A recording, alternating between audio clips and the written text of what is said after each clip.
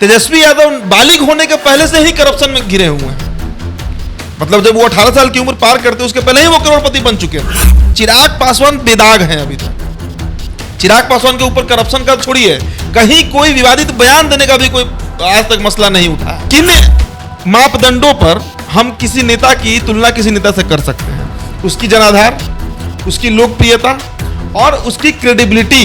लेकिन बिहार के दो चेहरे जो बिना पैसा खर्च किए भी क्राउड पुल कर सकते हैं, उसमें नंबर 1 पे चिराग पासवान है और नंबर 2 पे तेजस्वी यादव। अब आप पूछेगा नंबर 1 पे चिराग क्यों? तो धैर्य जो है ना, पेशेंस, यही राजनीति का सबसे बड़ा गुण होता है एक किसी नेता का। वो गुण नीतीश कुमार में था एक समय। नीतीश कुमार 20 साल के संघर्ष के बाद बिहार की गद्दी को पाए थे। कोई नेता फ्रस्ट्रेट हो जाता, लेकिन नीतीश कुमार में वो धैर्य था और वही धैर्य चिराग पासवान में है। तो क्रेडिबिलिटी में आप देख लीजिए कि चिराग पासवान धैर्यवान भी हैं और एक स्टैंड लेकर पिछले 10 सालों से 19 साल से आप मान लीजिए वो चले आ रहे हैं। बीच में 2 बार तेजस्वी का मन डगमगाया है, इधर से उधर होता है। जो रामविलास पासवान की लेगेसी रही है, राजनीतिक विरासत है उनके पास, दुसाध वोटर पर पकड़, और सिर्फ दुसाध ही नहीं, मांझी जो मुसहर हैं उन पर भी जो पकड़ थी रामविलास पासवान की, वो पकड़ चिराग ने बढ़ाया है। इनका पार्टी टूटा वो कहीं कि इनके लिए अच्छा हुआ। क्यों अच्छा हुआ? अगर पार्टी नहीं टूटता तो कितने दिनों तक चिराग पासवान अपने पिता के नाम पर राजनीति कर पाते? नहीं, बहुत दिन चलता ही है। ये सस्टेनेबल पॉलिटिक्स नहीं हो पाता। पार्टी टूटने के चलते इनको जमीन पर उतरना पड़ा, और जमीन पर जब चिराग पासवान उतरे तब बिहार इनको हाथों हाथ ले लिया। तेजस्वी का एक्सेप्टेंस, और ये बात तेजस्वी को ही पता होगा, तेजस्वी का एक्सेप्टेंस 2-4 जातियों के बीच ही है। आप सोशल मीडिया पे देखिए, जनरल ट्रेंड आपको समझ में आएगा। तेजस्वी यादव को पसंद करने वाले 2-3 जात के ही लोग हैं। चिराग को सभी जाति के लोग पसंद करते हैं। बिहार की राजनीति बहुत तेजी से बदल रही है। नई हवा, नई सुगबुगाहट शुरू हो रही है। नई हवा, नई सुगबुगाहट किसकी? तो युवा चेहरे की। एक पीढ़ी जो है बिहार के राजनीति की, वो अब धीरे धीरे समाप्ति के कगार पर पहुंच चुकी है। जेपी के आंदोलन से खड़े हुए बिहार के वो तमाम नेता, वो अब अपने राजनीति के रिटायरमेंट के समय में आ चुके हैं। एक नेता रामविलास पासवान, उनका निधन हो चुका है। कुछ लोग जो बचे हुए हैं वो अब रिटायरमेंट के कगार पर पहुंच चुके हैं। ऐसे में बिहार की जनता अब युवा चेहरे को ज़्यादा पसंद कर रही है। वैसे तो बिहार में कई युवा चेहरे हैं, लेकिन 2 ऐसे युवा चेहरे हैं जिनकी भविष्य की तुलना आज हम इस चर्चा में करेंगे। एक है चिराग पासवान और दूसरे हैं तेजस्वी यादव। इन दोनों का भविष्य बिहार की राजनीति में क्या होने वाला है, इसी पे हम चर्चा करेंगे। हमारे साथ हमारे सहयोगी हैं उदित आर्यन जी, इनसे जुड़ेंगे, चर्चा करेंगे। उदित जी, बिहार के 2 युवा चेहरे अब बिहार के नए राजनीति में सफर तय करने वाले हैं। तेजस्वी यादव हो गए, चिराग पासवान हो गए। क्या लगता है इनके भविष्य के बारे में? देखिए, ऐसा नहीं है कि राजनीति में ये नए हैं। अब इनको भी राजनीति करते हुए करीब 1 दशक तो हो ही गया। 1 दशक नहीं तो 8-9 साल पक्का हो गया। 2014 से सांसद हैं चिराग पासवान, और 15 में ही डिप्टी सीएम तेजस्वी यादव बन चुके थे जब महागठबंधन की सरकार बनी थी। लेकिन और ऐसा नहीं है कि आप जैसा बता रहे हैं भविष्य में, तो अगले 10 साल, 20 साल, 30 साल या 4 दशक, 5 दशक मान लीजिए, उसमें कई नए चेहरे आ सकते हैं। हो सकता है कि पूरा ही राजनीति पलट जाए। हो सकता है कि कोई ऐसा चेहरा बिहार में उभरे अचानक से जो मुख्यमंत्री बन जाए। कुछ भी हो सकता है। ये काल्पनिक बातें हैं। लेकिन अस्थायित्व की अगर बात की जाए कि कौन सा वो चेहरा होगा बिहार में जो आज से 10 साल 20 साल बाद भी दिख सकता है, तो वो यही 2 नाम है जिनका आप जिक्र कर रहे हैं, तेजस्वी यादव या चिराग पासवान। और देखिए, राजनीति में कब कौन नेता बन जाए, कब कौन नेता खत्म हो जाए, ये नहीं कहा जा सकता। और हमारा जीवन भी ऐसा ही है, लेकिन ज़्यादा उठापटक राजनीति में देखने को मिलता है। अब देखिए, किन मापदंडों पर हम किसी नेता की तुलना किसी नेता से कर सकते हैं? उसकी जनाधार, उसकी लोकप्रियता और उसकी क्रेडिबिलिटी, जनता के बीच उसका कितना विश्वसनीय है वो व्यक्ति। अब जिन 2 नेताओं का आप नाम ले रहे हैं, वो चिराग पासवान और तेजस्वी प्रसाद यादव। ज़्यादा एज गैप भी दोनों में नहीं है, 5-6 साल का एज गैप है। युवा है दोनों अंडर 40 हैं, 40 के अभी अंदर ही है दोनों उम्र के हिसाब से। शायद चिराग अब 40 चले गए हैं, मतलब वही है लगभग। आप समझिए, बिहार में अगर भीड़, जिसको आप कहते हैं ना क्राउड पुलिंग जिसे कहते हैं राजनीति में, भीड़ खींचना अपनी तरफ, भीड़ जुटा लेना बिना पैसा खर्च किए हुए। राजनीति में आज के समय में संदर्भ में जो राजनीति चल रही है देश में या बिहार में, 80% नेता पैसे के दम पर ही भीड़ जुटाते हैं। अगर आप नरेंद्र मोदी को छोड़ दीजिए, उस कैडर के नेता या लालू प्रसाद यादव को छोड़ दीजिए, तो ज्यादातर नेता ऐसे हैं जो पैसे के दम पर ही भीड़ जुटाते हैं। लेकिन बिहार के दो चेहरे जो बिना पैसा खर्च किए भी क्राउड पुल कर सकते हैं, उसमें नंबर 1 पे चिराग पासवान है और नंबर 2 पे तेजस्वी यादव है। अब आप पूछेगा नंबर 1 पे चिराग क्यों? चिराग के पास संसाधन भी कम है, आज वो सत्ता में नहीं है, ऐसी पार्टी से है जिसमें एक ही सांसद है और वही राष्ट्रीय अध्यक्ष और वो खुद हैं। तेजस्वी यादव उनसे काफी बड़े परिवार से आते हैं, माता पिता दोनों सीएम रहे बिहार के, जब विपक्ष में थे तब भी ज्यादा संसाधन था उनके पास, और आज तो खैर सत्ता में है ही। तो एक व्यक्ति तेजस्वी यादव सत्ता में रहते हुए जितना भीड़ जुटा पाते हैं, चिराग पासवान अकेले सिर्फ अकेले अपने चेहरा पर उतना भीड़ जुटा, उससे ज्यादा भीड़ जुटा सकते हैं। पूर्णिया का रैली हुआ था महागठबंधन का, तमाम मीडिया ने उस खबर को कवर नहीं किया। पूर्णिया में जितनी भीड़ जुटी थी महागठबंधन के सातों दल मिलाकर, उसी दिन नवादा में चिराग पासवान का था एक रैली नहीं था, वो बस एक जनसभा को संबोधित करने गए थे। प्रशासन वहां पर डिस्टर्ब हो गई थी भीड़ से, इतना जब बड़ा जनहुजूम चिराग के चलते वहां पर नवादा में जुट गया था। तो क्राउड पुलिंग में आगे है चिराग पासवान, इसमें कहीं दो राय नहीं है। ना उनके पार्टी में आज कोई विधायक है, ना एमएलसी है, कुछ नहीं है, सिर्फ एक सांसद की पार्टी है। इसके बावजूद तेजस्वी को टक्कर दे देते हैं जब भीड़ जुटाने की बात होती है। दूसरा पॉइंट पे चले आइए, क्रेडिबिलिटी की जो मैं बात कह रहा हूं, विश्वसनीयता की जो हम बात कर रहे हैं रत्नेश, अब क्या होता है क्रेडिबिलिटी? चिराग पासवान 2014 से बीजेपी के साथ हैं।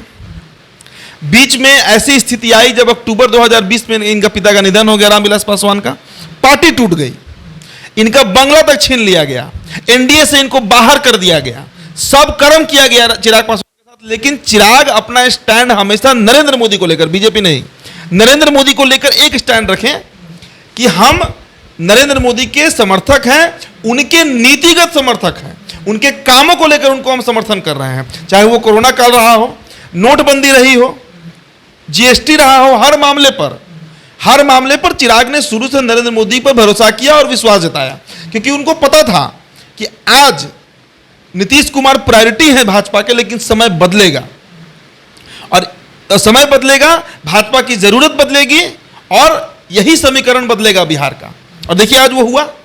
आज नीतीश कुमार जो आज से 7-8 महीना पहले तक बीजेपी की मजबूरी और सबसे बड़ी मजबूरी थे, आज सबसे बड़े दुश्मन बन चुके हैं। और प्रत्यक्ष नहीं लेकिन अप्रत्यक्ष रूप से चिराग अब आज के समय में बेहद रेलेवेंट नेता बन चुके हैं बीजेपी के लिए। बीजेपी के साथ कोई है भी तो नहीं ना, समझिए।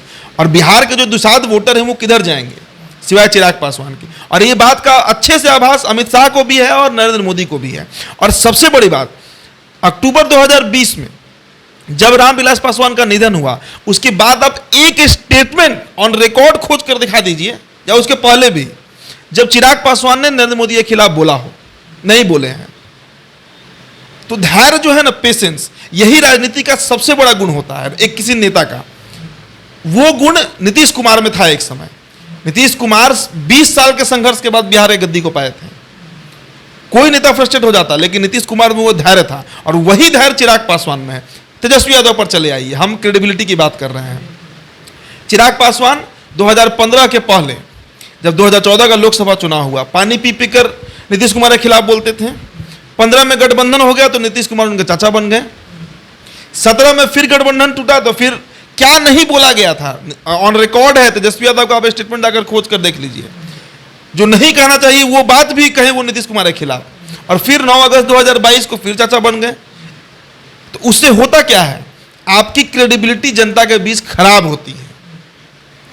और सर्वमान्य है, कोई हम किसी के पक्ष के खिलाफ नहीं बोल रहे हैं, आम जनता भी इस बात को भापती है, समझती है इस चीज को। हम तो पत्रकार हैं तो एक एनालिसिस करेंगे ही।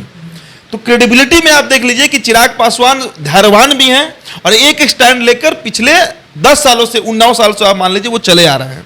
बीच में 2 बार तेजस्वी का मन डगमगाया है, इधर से उधर हो चुके हैं। तीसरे बात पे अब चले आइए, 2 चर्चा हमने कर लिया, तीसरे बात पर आते हैं, जनाधार। इसमें कहीं दो राय नहीं है कि तेजस्वी प्रसाद यादव का जनाधार चिराग पासवान से बहुत बड़ा है। एमओए समीकरण है इनके पास, मुस्लिम और यादव समीकरण। यादव अकेले, यादव जाति जो है वो अकेले चिराग की जाति से 2 गुना से ज्यादा होगी बिहार में, समझिए इस चीज को। तो वोट कैडर तो इनका ज्यादा मजबूत है।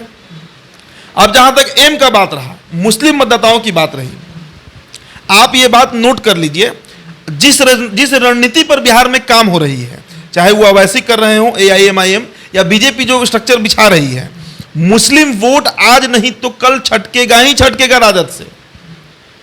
कई कारण है, चाहे वो शहाबुद्दीन को मान लीजिए, तस्लीमुद्दीन को मान लीजिए जो सीमांचल के हैं, कई कारण हैं। और 2020 के चुनाव परिणाम में यह बात स्थापित हो गया कि मुस्लिम मोह भंग हुआ है राजद से। 2 दर्जन सीट पूरे सीमांचल का, कोसी, पूर्णिया, कटिहार, भागलपुर का बुरी तरह प्रभावित कर दिया था AIMIM। अभी फिर अब ऐसे टूर पर है। तो अब इनके पास तेजस्वी प्रसाद यादव के पास बचेगा सिर्फ यादव वोट अगले 1 से 2 दशक के अंदर। देखिएगा, वो 1 दशक भी नहीं लगेगा, 5 से 7 साल इनका मुस्लिम वोट भी टूटेगा। लेकिन जो रामविलास पासवान की लेगेसी रही है, राजनीतिक विरासत है उनके पास, दुसाध वोटर पर पकड़, और सिर्फ दुसाध ही नहीं, मांझी जो मुसहर हैं उन पर भी जो पकड़ थी रामविलास पासवान की, वो पकड़ चिराग ने बढ़ाया है। और इनका पार्टी टूटा वो कहीं कि इनके लिए अच्छा हुआ। क्यों अच्छा हुआ? अगर पार्टी नहीं टूटता तो कितने दिनों तक चिराग पासवान अपने पिता के नाम पर राजनीति कर पाते? नहीं, बहुत दिन चलता ही है। ये सस्टेनेबल पॉलिटिक्स नहीं हो पाता। पार्टी टूटने के चलते इनको जमीन पर उतरना पड़ा, और जमीन पर जब चिराग पासवान उतरे तब बिहार इनको हाथों हाथ ले लिया। सभी, अब मुझे लगता है कि पिछले 2 साल में बिहार के सभी जिलों में कम से कम ये 2 बार तो पक्की तौर से यात्रा कर चुके हैं। अगर आप बक्सर का ही बात कर लीजिए तो बक्सर कम से कम पिछले 2 साल में ही 2 से 3 बार जा चुके हैं, कम से कम। हो सकता है कि 10 बार भी गए हों। आप सिवान से हैं, सिवान तो हमको लग रहा है कम से कम 5 बार जा चुके हैं पिछले 2 साल के अंदर। जहरीली शराब में ही 2-3 बार जा चुके हैं अभी तक। तो वो घूमना जो है ना इनका बिहार में, वो इनके लिए बड़ा फ्रूटफुल साबित हुआ। तेजस्वी उसका हमें पिछड़ गए। तो कुल मिलाजुलाकर हम 3 एंगल समझाने का हम प्रयास किए, जनाधार हो, क्रेडिबिलिटी हो, या पॉलिटिकल लेगेसी, जो उसको कहिए आप। भले ही चिराग पासवान के पास जनाधार तेजस्वी से कम है, लेकिन इनके पास वो तमाम राजनीतिक गुण है, और सबसे बड़ा गुण जो हम बार बार कह रहे हैं, धैर्य, पेशेंस बहुत ज्यादा है चिराग पासवान के पास, जो इनके लिए भविष्य में बहुत फ्रूटफुल साबित होगा, बेहद लाभप्रद साबित होगा चिराग पासवान के लिए। और नीतीश कुमार के साथ जो तेजस्वी यादव गए हैं, उससे नीतीश कुमार को फायदा हुआ है, तेजस्वी को सिर्फ नुकसान हुआ। जो एंटी इनकम्बेंसी है बिहार में, सरकार के खिलाफ जो एक माहौल चल रहा है, चाहे शराबबंदी हो, शिक्षा हो, कोई मामला उठाकर देखिए, उन सभी का अब जो आप कहते हैं ना कि जो अवगुण होता है, उसका अब सारा दोष जो है वो तेजस्वी अपने ऊपर ले लिए। नीतीश कुमार, और हर सरकार का होता है, कोई सरकार अगर 3 टर्म 4 टर्म रह जाएगा तो उसमें कुछ ना खामी आ ही जाता है। तो कुल मिला जुलाकर आपने जो पूछा कि किसका भविष्य ज्यादा उज्जवल है, तेजस्वी का भी हो सकता है उज्जवल, हम ये नहीं कहेंगे कि उज्जवल नहीं है, लेकिन तुलनात्मक तरीके से अगर देखिए, कंपैरेटिव स्टडी अगर हम करें इन दोनों राजनेताओं के अगले 10-20 सालों का, इसमें कहीं दो राय नहीं है कि जनता के बीच ज्यादा क्रेडिबल। और एक बात और आप समझिए, एक बात अभी भूल गए थे, देखिए तेजस्वी का एक्सेप्टेंस, और ये बात तेजस्वी को ही पता होगा, तेजस्वी का एक्सेप्टेंस 2-4 जातियों के बीच ही है। आप सोशल मीडिया पे देखिए, जनरल ट्रेंड आपको समझ में आएगा। तेजस्वी यादव को पसंद करने वाले 2-3 जात के ही लोग हैं। चिराग को सभी जाति के लोग पसंद करते हैं। चिराग ने अपने पिता रामविलास पासवान के उस मिथ को तोड़ दिया कि वो दलित नेता है, उस मिथ को ही इन्होंने तोड़ दिया। आज इनके अगल बगल कौन लोग बैठते हैं? प्रदेश अध्यक्ष ब्राह्मण हैं, राष्ट्रीय उपाध्यक्ष भूमिहार हैं, कौन है ये लोग? और इनके चलते कि इनका जो एक कैडर है ना, वो बहुत मजबूत हुआ है। सवर्णों के बीच में अगर आप बैठिएगा आम चर्चा में, तो वो चिराग के खिलाफ नहीं बोलते हैं, क्योंकि चिराग पासवान कोई भी विवादित बयान दिए ही नहीं है। और एक बात और इसमें हम जोड़ेंगे, करप्शन हम भूल रहे हैं, करप्शन हम भूल रहे हैं। तेजस्वी यादव बालिग होने के पहले से ही करप्शन में घिरे हुए हैं। मतलब जब वो 18 साल की उम्र पार करते उसके पहले ही वो करोड़पति बन चुके थे। अब जिस भी कारण से बने हो, उनका जो भी बैकग्राउंड रहा हो, कोई ऐसा तो उनके पास पैतृक संपत्ति रहा नहीं है।